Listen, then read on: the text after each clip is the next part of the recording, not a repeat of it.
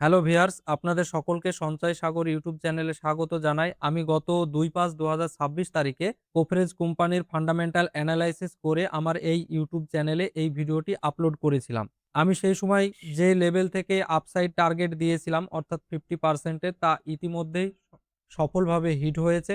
এই ভিডিওর উদ্দেশ্য নিজেকে সঠিক প্রমাণ করা নয়, বরং আপনাদেরকে দেখানো যে ভালো ফান্ডামেন্টাল স্টকে ধৈর্য ও সঠিক স্টক নির্বাচন দীর্ঘমেয়াদে কিভাবে ভালো রিটার্ন দিতে পারে। এবার আমরা দেখে নেব কোফরেজের বর্তমান পরিস্থিতি, সামনে কি এখনো ভালো কোনো রিটার্ন পাওয়ার সম্ভাবনা রয়েছে? না এখন প্রফিট বুকিং এর সময় চলে এসেছে? তো আপনারা যারা এখনো এই ভিডিওটি দেখছেন, আপনারা কখনো না কখনো শেয়ার মার্কেট সম্পর্কে জানার চেষ্টা করেছেন বা শেয়ার মার্কেট কি বোঝার চেষ্টা করেছেন বা অনেকে শেয়ার মার্কেটে ইনভেস্ট করছেন। আপনাদের সকলকেই আমার একটাই অনুরোধ থাকবে যে আপনারা সকলে আমার এই চ্যানেলের পাশে জুড়ে থাকবেন। কারণ আমি এখানে সেই সমস্ত ভালো, ভালো স্টককে আপনাদের সামনে তুলে নিয়ে আসি যেগুলো ভালো রিটার্ন দেওয়ার ক্ষমতা রাখে এবং শেয়ার মার্কেট কি এবং শেয়ার মার্কেটে কিভাবে ইনভেস্ট করা যায় সেই সম্পর্কিত ভিডিও আমার এই চ্যানেলে রয়েছে। আপনারা অবশ্যই সেই ভিডিওগুলো দেখবেন। তো আমরা ১ম এ এই কোম্পানির নামটা জেনে নিচ্ছি, কোফরেজ লিমিটেড। মার্কেট ক্যাপ হচ্ছে ২৮,৩২০ কোটি। বর্তমানে স্টকের দাম রয়েছে ৳১৭৬৮ এবং কোম্পানির স্টকের দাম হাই গিয়েছিল ১৯৯০ এবং লো গিয়েছিল ৳১,০০৮। স্টক পিএ রয়েছে ৪১ এর কাছাকাছি এবং ইন্ডাস্ট্রি পিএ রয়েছে ২৩। অর্থাৎ ইন্ডাস্ট্রি পিএ থেকে কিন্তু স্টক পিএ বর্তমানে হাই রয়েছে। আরওসিই এবং আরওই কিন্তু ২০% এর উপরে রয়েছে। এটা কিন্তু কোম্পানির একটা খুবই ভালো দিক এবং কোম্পানির যদি আপনারা দেখেন কোম্পানির উপরে ঋণ রয়েছে ৳৭২৮ কোটি। কিন্তু ডেট টু ইকুইটি রয়েছে 0.08, অর্থাৎ ডেট টু ইকুইটি যদি ১ এর নিচে থাকে তাহলে সেই কোম্পানির ফান্ডামেন্টালকে স্ট্রং ধরা যায় এবং আমরা কোম্পানির যদি সেল গ্রোথটা একবার দেখে নিই, তো কোয়ার্টারলি যদি আমরা রেজাল্টে দেখি, তো আমরা কন্টিনিউ দেখতে পাচ্ছি কোম্পানির কিন্তু সেল কিন্তু বেড়ে চলেছে এবং অপারেটিং প্রফিটটাও কিন্তু কন্টিনিউ কোম্পানির গ্রোথ করছে।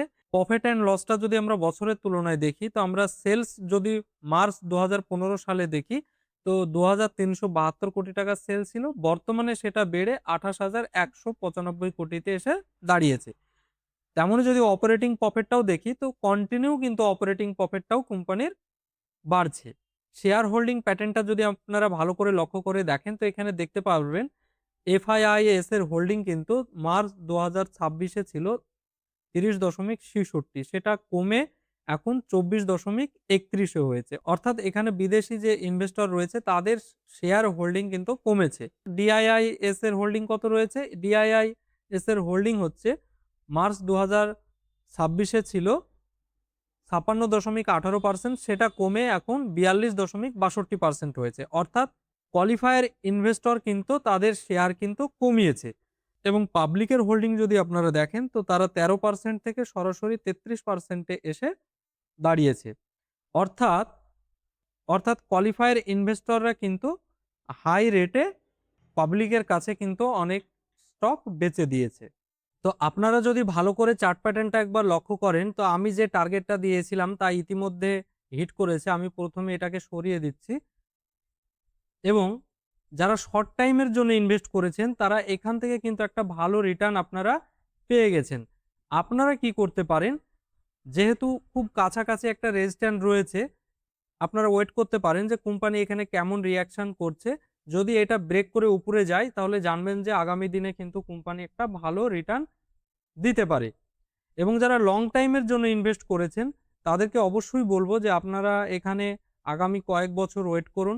কারণ এখানে একটা ভালো রিটার্ন কিন্তু আপনাদেরকে এই স্টক এনে দিতে পারে। তো এই ছিল আজকের ভিডিও। আগামী ভিডিওতে আরো শক্তিশালী ও স্ট্রং ফান্ডামেন্টাল কোম্পানি নিয়ে আমরা ভিডিও আপলোড করব। সকলে ভালো থাকবেন।